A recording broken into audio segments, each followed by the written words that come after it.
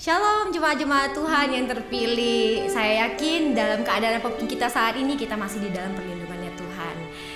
Sebelum kita mulai ibadah, saya mau mengucapkan welcome di JKI House Online ini, yang dimana kita mau beribadah Natal bersama-sama melalui online ini. Untuk yang baru di sini, saya mau mengajak kita semua untuk sama-sama menjadi berkat melalui ibadah online ini. Dan saya percaya ibadah online ini bisa membawa kita lebih baik lagi, menjadi orang yang lebih baik lagi daripada orang kita sebelumnya.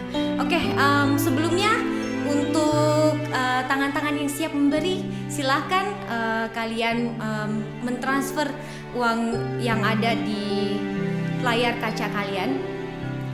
Oke. Sebelum itu mari kita sama-sama berdoa sebelum kita memuji dan menyembah Tuhan lebih dalam lagi.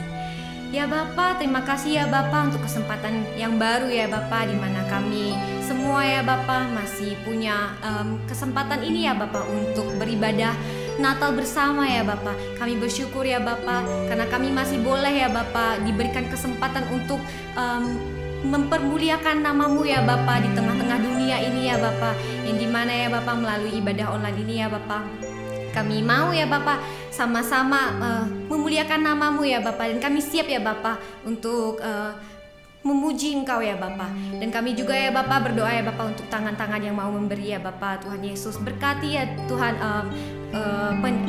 persembahan-persembahan yang ada ya Tuhan.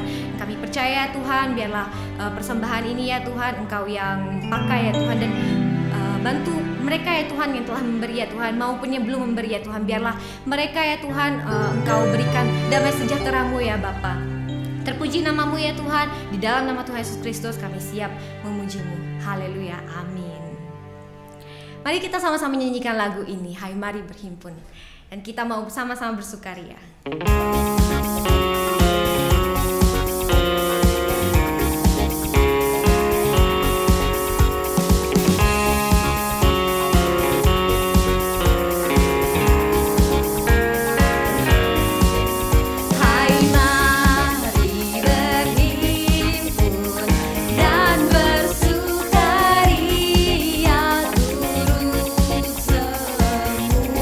Semua ke Bethlehem.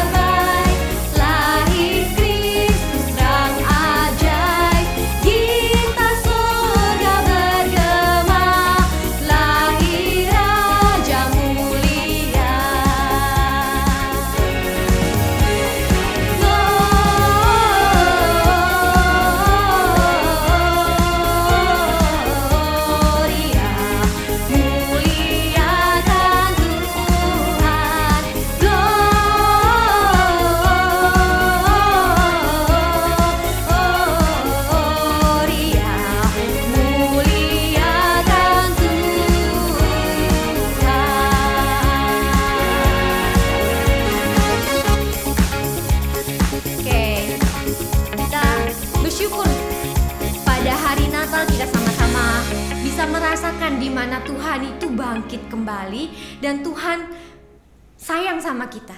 Kita bisa rasakan di mana terang dunia itu ada gitu. Dan kita sama-sama mau bersyukur di mana sekarang kita dapat kasih karunia Tuhan. Dan saya percaya Tuhan selalu ada dimanapun kita berada. Sama-sama kita nyanyikan lagu ini lagi, di mana kita mau mengingat di mana Tuhan dilahirkan.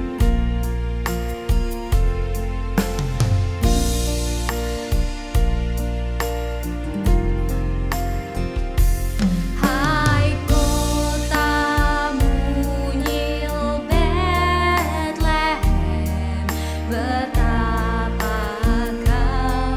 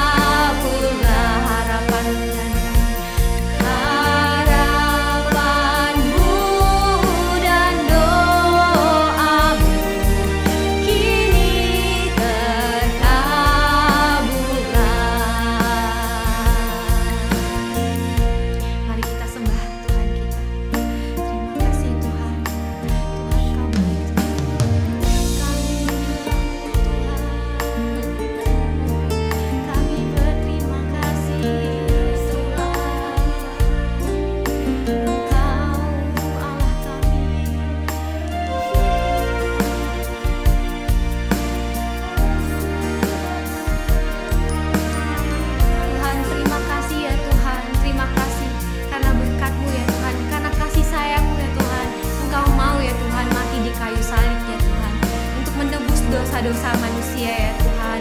Kami ya Tuhan, kami manusia yang berdosa ya Tuhan. Kami tahu bahwa Engkau Allah Juru Selamat yang hidup, yang selalu ada, yang selalu menolong, yang tak berhenti ya Tuhan. Tak berhenti Engkau ada di samping kami, tak berhenti Engkau lelah ya Tuhan mendengar keluh kesah kami ya Tuhan.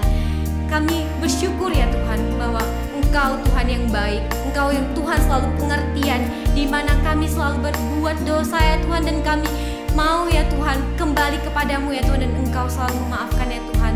Kami mau ya Tuhan menjadi orang yang lebih baik lagi ya Tuhan. Tuhan berilah kami ya Tuhan, karuniakanlah kami ya Tuhan umur yang panjang ya Tuhan, agar kami ya Tuhan bisa membalas budi jeripaya orang tua kami ya Tuhan. Dan kami juga mau ya Tuhan membalas budi di mana orang-orang yang mau membantu kami ketika kami susah ya Tuhan. Berikanlah kami ya Tuhan hikmat marifat-Mu ya Tuhan. Kami berdoa ya Tuhan untuk gereja-gereja-Mu ya Tuhan. Biarlah ya Tuhan gereja-gereja-Mu ini ya Tuhan memiliki pondasi yang kuat ya Tuhan, dan bisa menghasilkan jiwa-jiwa yang baru ya Tuhan. Dan kami rindu ya Tuhan, Engkau ketuk hati mereka ya Tuhan, biar kembali ke gereja-Mu ya Tuhan, dan mau ya Tuhan mendengarkan firman-Mu ya Tuhan, dan mau diubahkan ya Tuhan.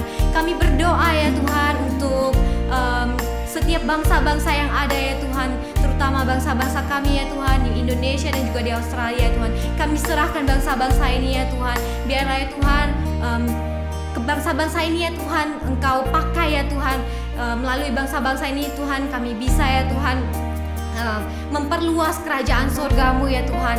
Bantu kami ya Tuhan agar kami bisa ya Tuhan, dan mampukan kami ya Tuhan agar kami bisa ya Tuhan punya power dari Engkau ya Tuhan untuk memperluas ya Tuhan kerajaan-Mu. Kami rindu ya Tuhan untuk teman-teman kami yang masih belum percayakan Engkau ya Tuhan. Bantu mereka ya Tuhan agar mereka mendapatkan keselamatan yang datang dari Engkau saja ya Tuhan. Kami berdoa ya Tuhan untuk orang-orang yang sakit juga ya Tuhan. Tuhan sembuhkan ya Tuhan, pemulihan terjadi ya Tuhan. Biarlah ya Tuhan mereka mengenal Engkau ya Tuhan, dan mereka mau ya Tuhan pakai nama-Mu ya Tuhan, supaya mereka bisa ya Tuhan membawa jiwa-jiwa yang baru ya Tuhan. Kami berdoa ya Tuhan untuk pastoral-pastoral yang ada ya Tuhan. Kau beri semangat yang baru ya Tuhan. Kau berikan mereka ya Tuhan hikmat farimat yang dimana mereka mau ya Tuhan selalu turut dan selalu setia ya Tuhan kepada firman-Mu ya Tuhan. Kami berdoa ya Tuhan untuk Natal tahun ini ya Tuhan, dimana Engkau jauhkan kami dari segala kesedihan-kesedihan ya Tuhan. Biarlah ya Tuhan hati kami ya Tuhan mendapatkan terang ya Tuhan yang datang dari Engkau saja ya Tuhan. Kami berdoa ya Tuhan, biarlah melalui ibadah ini ya Tuhan kami semua bisa diubahkan ya Tuhan. Kami bisa menjadi manusia yang baru ya Tuhan. Di dalam nama Tuhan Yesus Kristus kami juga berdoa ya Tuhan untuk firman-Mu hari ini ya Tuhan. Biarlah hamba-Mu yang akan membagikan firman-Mu ya Tuhan, biarlah Engkau pakai lidah bibirnya ya Tuhan, agar mereka bisa ya Tuhan mewartakan yang datang daripada-Mu ya Tuhan, yang Engkau inginkan ya Tuhan, yang Engkau kenan ya Tuhan. Biarlah semua ya Tuhan bisa merubah hati kami, dan kami menjadi anak yang Engkau ingini ya Tuhan. Di dalam nama Tuhan Yesus Kristus kami telah mengucap syukur dan berdoa. Haleluya, amin.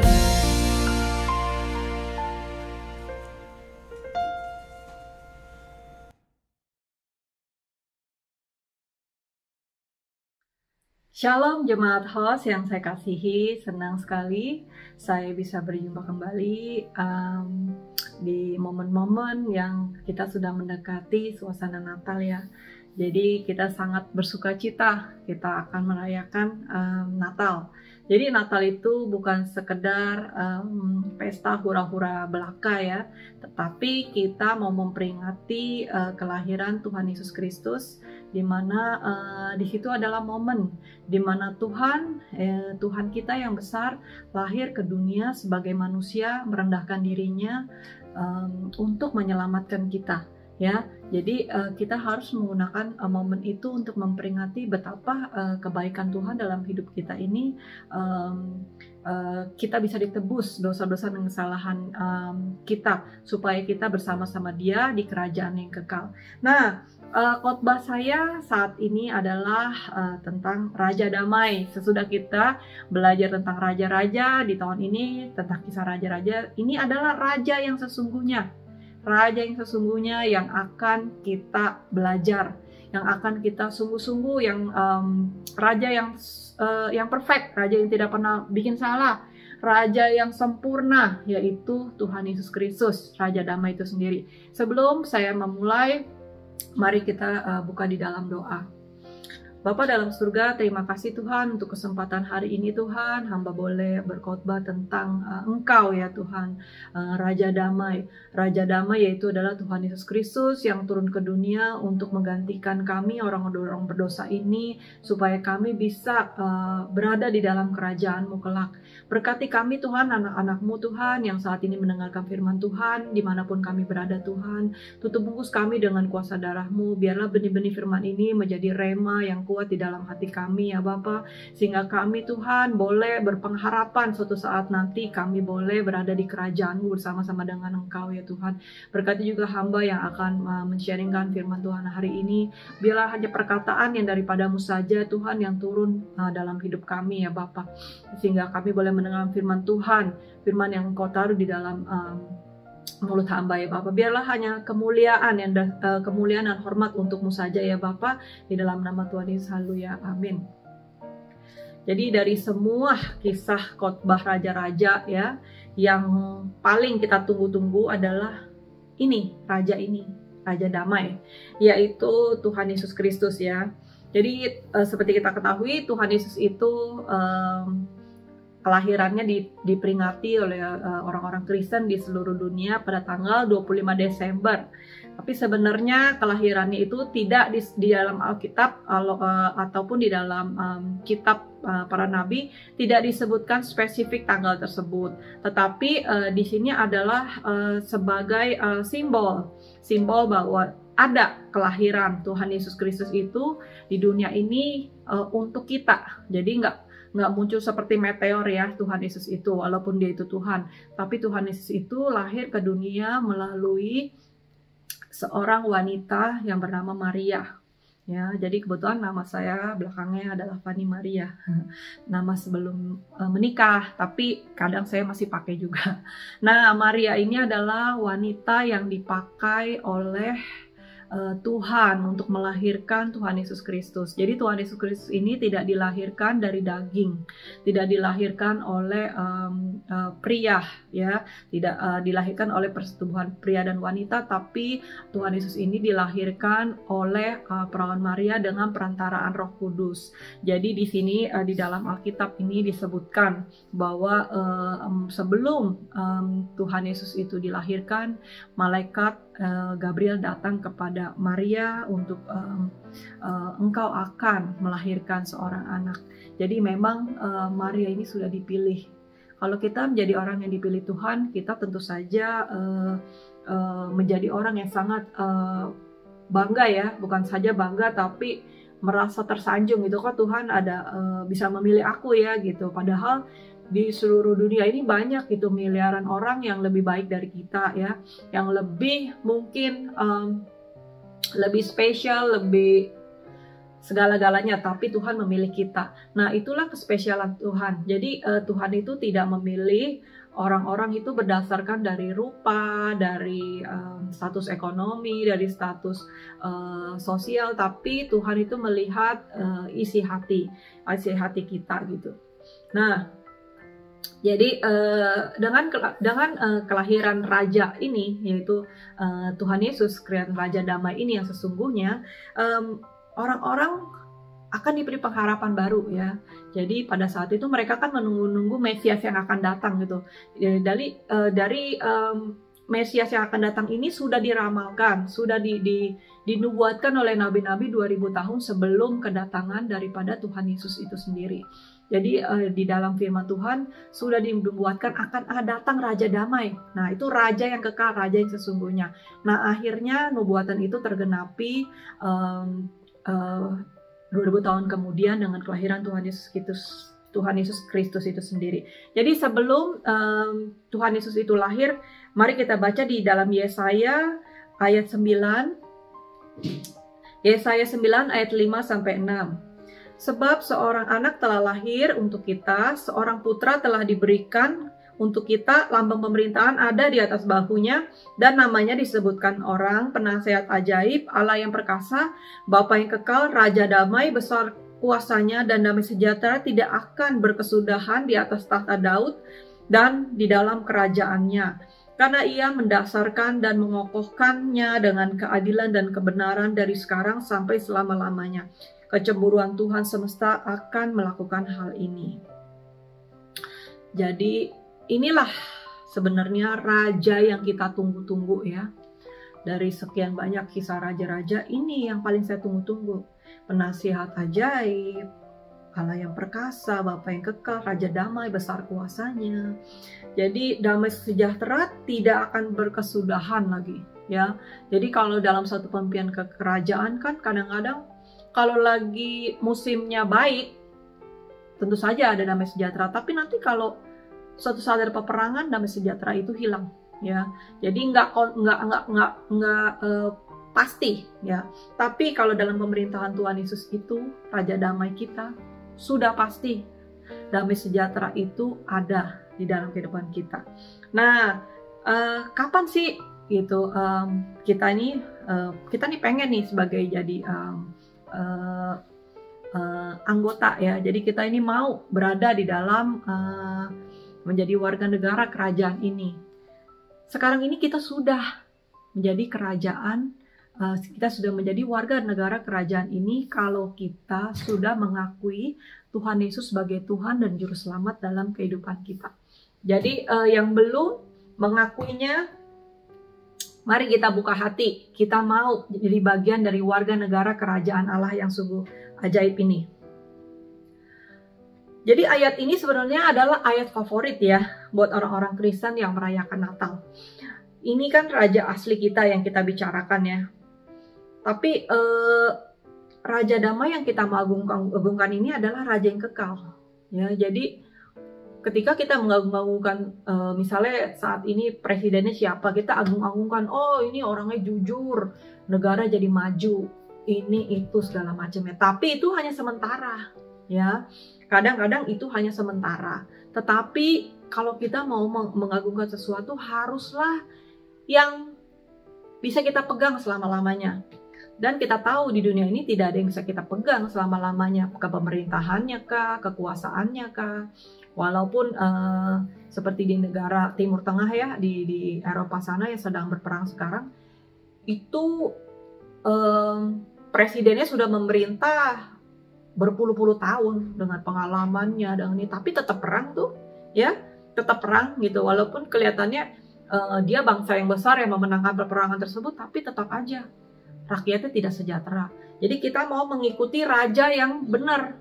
Jadi kita mau mengikuti raja yang benar-benar ini kekal sampai kita mati, selama-lamanya kita bersama dia gitu ya. Jadi kita mau mengikuti raja yang sesungguhnya dalam kehidupan kita. Supaya kita ini jadi kita kan mau ya menjadi anggota kerajaan ini ya. Saya sih mau ya. Jadi saya sih mau menjadi anggota kerajaan ini yang mana rajanya itu perkasa, kekal, raja damai, besar kekuasaannya, damai sejahtera, semua rakyatnya makmur, semua dari kita ini disejahterakan gitu. Nah, kita ini berharap kita ini menjadi anggota kerajaannya, ya. Untuk menjadi anggota kerajaannya nggak susah, saudara-saudara. Nggak mesti harus ikut wajib militer atau harus berprestasi, harus segala macam, nggak susah. Caranya cuma satu. Kita baca di dalam Yohanes 14 ayat 6. Kata Yesus kepadanya, "Akulah jalan dan kebenaran dan hidup. Tidak ada seorang pun yang datang kepada Bapa kalau tidak melalui aku." Jadi untuk masuk ke dalam kerajaan si Raja Damai ini, yaitu Tuhan Yesus Kristus, kita harus melalui Tuhan Yesus sendiri, ya. Jadi melalui Tuhan Yesus sendiri. Wah, dari kita pasti senang. Itu mah gampang gitu. Itu mah gampang. Saya udah lama, bahkan saya dari lahir udah mengikuti Tuhan Yesus. Jadi saya pasti dong menjadi anggota kerajaan Allah. Betul saudara-saudara, kita sudah pasti menjadi anggota kerajaan Allah ya. Jadi kita ini sudah memegang tiket ya. Jadi kita ini akan masuk ke dalam kerajaan Allah seperti tiket yang ini, tiketnya kita masuk. Apakah seperti itu saudara-saudara? Belum tentu seperti itu. Jadi keselamatan kita ini harus diperjuangkan saudara-saudara. Betul, kita akan masuk kerajaan surga. Ketika kita masuk kerajaan surga, apakah ketika kita dapat tiketnya langsung gitu kita masuk kerajaan surga? Kita nggak hidup bertahun-tahun, kita sekolah, kita bekerja, berumah tangga, bekerja, melayani atau apa kegiatan kita, apakah kita di situ aja? Enggak saudara-saudara. Jadi iblis itu tidak akan membiarkan saudara dengan tenang. Dalam arti gini, di dalam kehidupan ini setelah kita dipanggil Tuhan akan ada dua kerajaan ya. Kerajaan iblis, kerajaan maut, dan kerajaan terang. Ya, di mana kerajaan Allah. Itulah yang menjadi tujuan kita. Nah, ketika kita sudah menjadi anggota kerajaan Allah, jadi keanggotaan kerajaan terang, apakah si kerajaan oposisi diam aja? Enggak saudara-saudara. Dia akan merebut saudara dari kerajaan terang itu ke dalam kerajaan kegelapannya. Nah, jadi apakah kita bilang kita sudah aman ketika kita sudah menerima tiket keselamatan masuk kerajaan Allah? Ntar dulu saudara-saudara. Kita baca dalam 1 Korintus 10 ayat 12. Di dalam sebab itu siapa yang menyangka bahwa ia teguh berdiri, berhati-hatilah supaya ia jangan jatuh. Nah, jangan kita menganggap diri kita kuat. Oh, kita udah selamat, kita tenang-tenang aja, tidak melakukan apa-apa. Jangan seperti itu. Kita tahu bahwa iblis bekerja keras siang dan malam merebut Anda dari kerajaan si Raja Damai ini. Kenapa? Karena iblis dan kerajaan kegelapannya akan dilemparkan Tuhan. Ya. Jadi dia akan mencari teman sebanyak-banyaknya untuk orang masuk ke dalam kegelapannya. Dia akan menipu dengan berbagai cara supaya dia ini membawa orang-orang yang berasal dari kerajaan terang ini ke dalam kerajaan kegelapannya. Dia ini adalah lawan saudara supaya kita ini masuk ke dalam kerajaannya. Gimana caranya? Dia menipu saudara, ya. Jadi tipuan iblis itu sangatlah banyak gitu loh. Banyak cara iblis membuat kita ini percaya bahwa kita ini masuk surga, ya.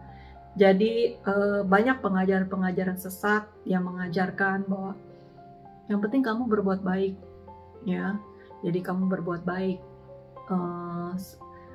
Kalau kamu berbuat baik, kamu akan masuk surga. Yang penting kamu gak menyakiti orang lain. Itu adalah dusta si iblis, saudara.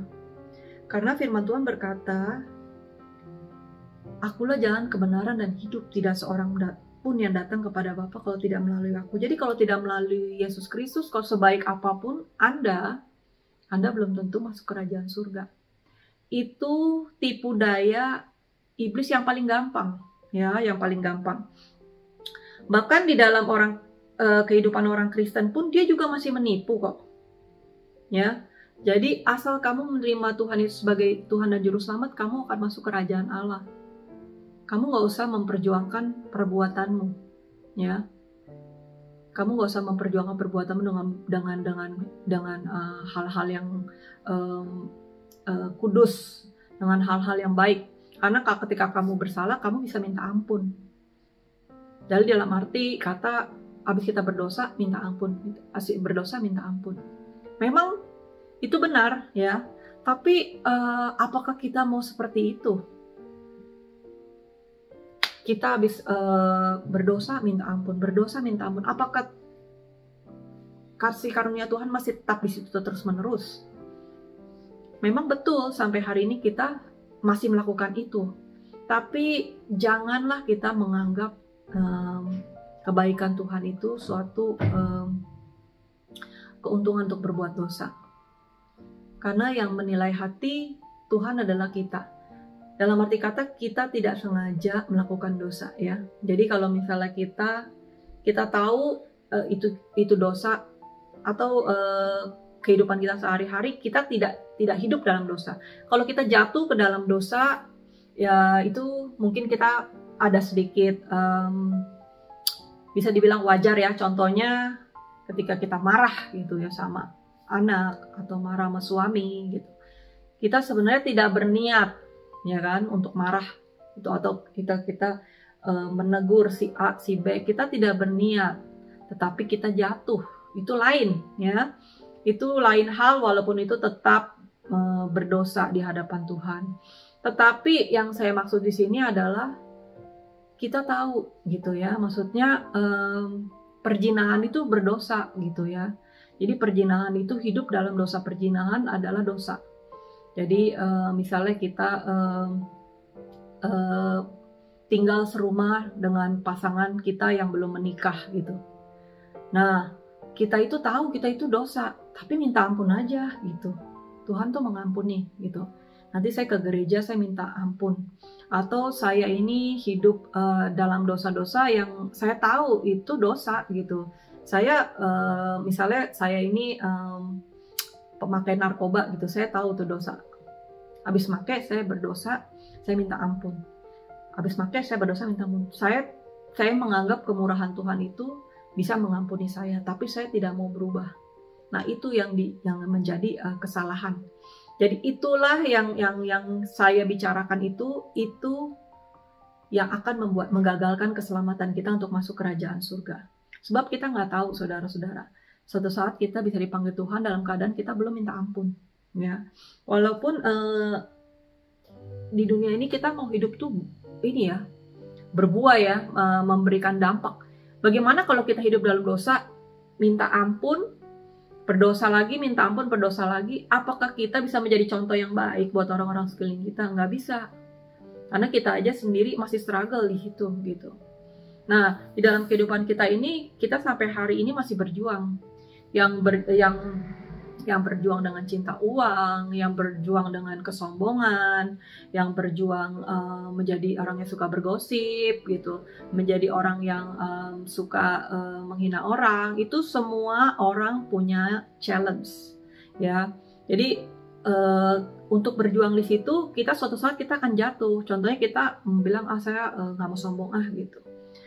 Begitu kita berkumpul di lingkungan teman-teman, khususnya orang-orang yang berpendidikannya di bawah kita, atau orang-orang yang berada level ekonominya di bawah kita, mulai nih kesombongan nih, gitu kan. Nah, itu namanya jatuh dalam kesombongan. Tapi dia menyadari, aduh Tuhan, saya minta ampun, saya nggak mau. Nah, itu yang saya maksudkan adalah orang yang sedang berjuang. Nah, orang yang sedang berjuang itu sangat dihargai Tuhan, karena dia mau bangkit lagi. Bukan orang yang di situ aja dia pikir Tuhan tuh baik, saya nggak mau berubah gitu. Nah, orang-orang yang seperti itu berhati-hatilah, karena kerajaan Allah itu tidak segampang buat orang-orang seperti ini. Orang-orang seperti ini tidak masuk seleksi dari kerajaan Allah, yaitu kepemimpinan Raja Damai. Sebab orang-orang yang layak masuk ke dalam kerajaan surga itu orang-orang yang berjuang dengan susah payah ya, sampai berusaha sekuat tenaga, tidak hidup seperti yang dunia percayai, seperti yang dunia jalani gitu. Nah, orang-orang yang hidup setengah-setengah itu nggak layak buat kerajaan surga. Karena apa? Tuhan Yesus sendiri itu sudah memberikan dirinya, sudah memberikan contoh dirinya sampai habis-habisan ya, menjadi terkutuk di atas kayu salib ya, supaya kita ini tidak terkutuk lagi. Semua beban-beban kita ini sudah ditanggungnya.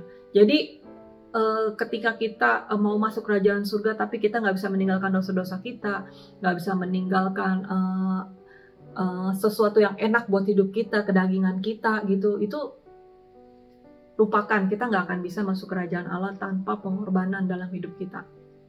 Nah, ya itu, jadi dusta iblis yang paling besar adalah dia membuat Anda meremehkan keselamatan, ya. Meremehkan keselamatan, Tuhan baik. Jadi kamu tuh dosa apapun kamu diampuni. Nah, sebenarnya tidak. Jadi kalau kita tahu itu dosa, tinggalin, ya. Segera kita minta ampun, tinggalin. Kita tidak mau meremehkan keselamatan kita. Di dalam 1 Petrus 5 ayat 4, maka kamu apabila Gembala Agung datang, kamu akan menerima mahkota kemuliaan yang tidak dapat layu. Jadi kita ini mau masuk kerajaan surga ini jadi orang-orang yang terpilih ya. Setelah masuk ke dalam kerajaan surga ini, kita mau direcognize menjadi orang-orang yang diberi penghargaan. Jadi ada beberapa tipe ya. Jadi di kerajaan surga ini ada orang yang benar-benar bekerja keras untuk masuk kerajaan surga ini. Ada orang-orang yang memang banyak membawa jiwa untuk datang kerajaan surga ini. Yang saya bicarakan tipe orang kedua ini, orang yang membawa banyak orang ke dalam kerajaan surga ini adalah orang yang layak menerima mahkota kemuliaan. Kenapa? Karena dia bekerja keras melebihi orang-orang yang ada di dunia. Jadi kalau orang-orang di dunia yang lain enak-enakan ya, hari Minggu bisa tidur bangun gitu jam 12 siang, atau hari Minggu bisa shopping-shopping, bisa kumpul-kumpul, bisa lakukan apa saja gitu. Bahkan hari-hari biasa, kalau kita ini masih merenungkan firman Tuhan, masih terus gitu kan, ada kita mempunyai kelompok sel, kita menginjil lah, kita telepon teman, kita bahkan memberikan rezeki kita buat orang-orang yang masih membutuhkan pertolongan, yang Tuhan suruh, kita berkorban uang, berkorban waktu. Itu adalah orang-orang yang Tuhan akan berikan penghargaan di kerajaannya. Jadi kita harap ketika kita tuh menjadi warga negara kerajaan surga, kerajaan Raja Damai ini, kita bisa menerima mahkota kemuliaannya juga, ya. Bukan kalau kita tuh kita masuk gitu kan ke sebuah arena pesta gitu ya. Semua boleh masuk gitu ya kan, dengan menerima Yesus, dengan seperti yang saya bilang, dengan berkorban sungguh-sungguh ketika dia hidup di dunia, kita berjuang untuk berjalan sesuai dengan firman Tuhan, sesuai dengan apa yang Tuhan mau, memenuhi panggilannya. Tapi ada orang-orang spesial lagi, pasukan kedua. Ini orang-orang yang gak ada habisnya hidup buat Tuhan itu. Biar dicela, biar dihina, biar menghabiskan banyak uang, waktu, dan tenaga dalam hidupnya. Orang-orang ini orang-orang yang spesial. Orang-orang ini akan berada di depan, di altarnya Tuhan yang menerima mahkota kemuliaannya. Nah, ketika kita berada di situ, kita akan merasa luar biasa banget ya. Luar biasanya kenapa? Gak sia-sia ya Tuhan, gak sia-sia gitu loh. Karena kadang-kadang kita capek ya, misalnya udah berkorban habis-habisan, tapi manusia gak pernah bisa menghargai. Tapi suatu saat ada tempat yang dimana kita dihargai, yaitu di dalam kerajaan yang sesungguhnya, yaitu kerajaan si Raja Damai, yaitu kerajaan Tuhan Yesus Kristus. Oleh sebab itu saudara-saudara sekalian, saya mengencourage kita jangan menerima upahnya sekarang. Kita memang betul menerima upahnya sekarang. Kita diberikan keluarga yang baik, kita dilindungi dari yang jahat, keluarga kita dibenarkan karena kita menjauhi perbuatan dosa, maka kita dilingkupi dengan damai sejahtera. Segala sesuatu sudah kita diberikan sama Tuhan, oleh karena kita menjalani firman-firman-Nya, kita sudah menerimanya di dunia ya. Jadi kalau kita hidupnya lurus, otomatis di dunia ini kita dalam proteksi Tuhan, karena si iblis tidak dapat menjamah kehidupan kita, karena kita diberkati, kita ditolong ya. Jadi orang-orang yang dalam pertolongan Tuhan adalah orang-orang yang menerima keselamatan yang besar dalam hidupnya. Nah, saudara-saudara yang menerima tiket keselamatan itu kan seperti bola ya. Tahu nggak saudara permainan rugby? Ya, jadi ketika itu bola itu diambil, semua orang itu merebut, ya. tiket keselamatan. Jadi tiket keselamatan itu seperti itu, merebut. Siapa yang merebutnya? Si iblis, ya. Jadi si iblis itu merebutnya. Jadi supaya bola itu nggak masuk ke kandang lawan. Dalam arti kalau pemain rugby kan kita ambil bolanya, kita tendang ya ke gol lawan. Ketika kita masukin ke gol lawan, kita menang, kita mendapat poin. Nah, keselamatan itu seperti itu. Ya, keselamatan itu seperti itu. Ketika kita terima keselamatan, kita jebol gawangnya si musuh. Ya, kita dapat poin, nih kan? Kita dapat poin. Nah, si musuh tuh nggak tinggal diam, dia akan terus merebut bola itu supaya kita nggak menendang ke gol lawan. Ya, ketika kita menendang ke gol lawan, kita menang. Kenapa? Apa sih yang kita menangkan? Jiwa-jiwa, saudara-saudara. Ya. Jadi ketika Anda memenangkan 1 jiwa, gol 1-0, ya. 2 jiwa, 2-0. Iblis nggak akan biarin tuh, habislah orang-orang di dalam kerajaan dia. Kita ambilin satu-satu, ya kan? Bagaimana caranya kita ambil bola itu? Dia ambil bola itu apa? Keselamatan kita dia ambil. Dia mau ambil, gitu kan? Supaya kita ini nggak mengambil jiwa-jiwa yang ada di kerajaan dia. Ya, jadi pesan saya ini di khotbah menjelang Natal ini adalah itu, saudara-saudara. 1, keselamatan itu benar, ya, yang akan membuat kita masuk ke dalam kerajaan Allah. Tapi kita mau keselamatan kita ini kita pakai buat merebut jiwa-jiwa juga, ya. Jadi kesempatan ini saya juga mau berdoa khususnya juga untuk orang yang belum menerima Yesus, ya. Untuk orang-orang yang belum menerima Yesus, yang masih bertanya-tanya, sebenarnya saya ini masuk ke kerajaan yang mana nih, gitu.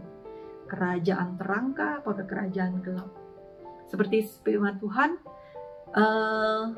yang saya sudah bagikan sebelumnya, ketika kita menerima Yesus, kita masuk ke dalam kerajaan terang, kita menerima tiket keselamatan untuk masuk ke dalam kerajaannya. Tiket keselamatan itu kita pakai, ya, kita gunakan sebaik-baiknya untuk membesarkan kerajaan surga. Jadi kita mau jadi orang-orang yang menerima penghargaan itu, menjadi orang-orang yang berada di tahtanya Tuhan, yang menerima mahkota kemuliaannya. Bukan cuma orang-orang yang lari dengan ketika keselamatan tergopoh-gopoh. Aduh, hampir aja nggak selamat. Jangan seperti itu. Tapi kita malah menjadi orang-orang yang membawa tiket keselamatan dengan orang-orang di belakang kita ini, kita bawa semuanya.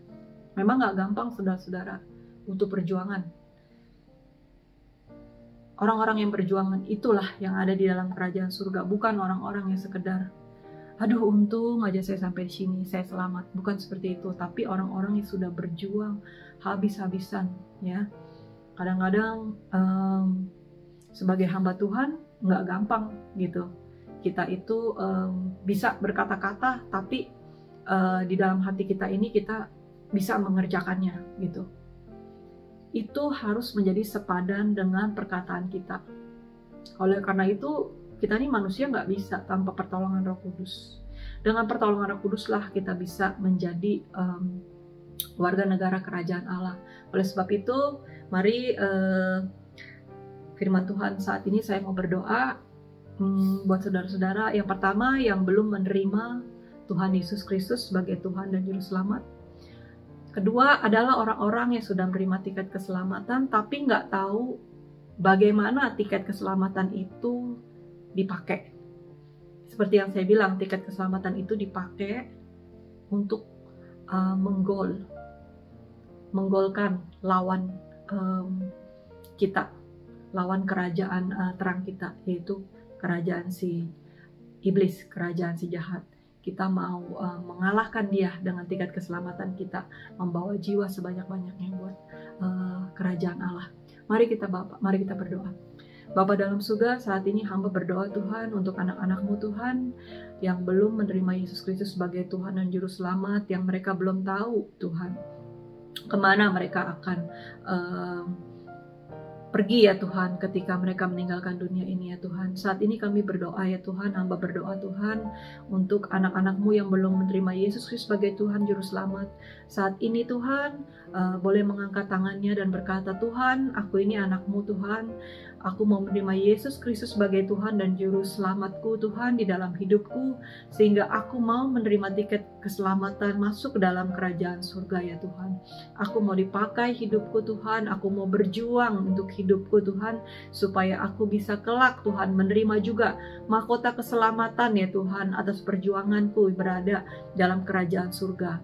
Dan aku mau berdoa juga Tuhan untuk anak-anak-Mu Tuhan yang tangan terangkat saat ini Tuhan, yang sudah menerima keselamatan, yang sudah Tuhan tahu tugas mereka Tuhan, tapi mereka masih jatuh bangun ya Tuhan.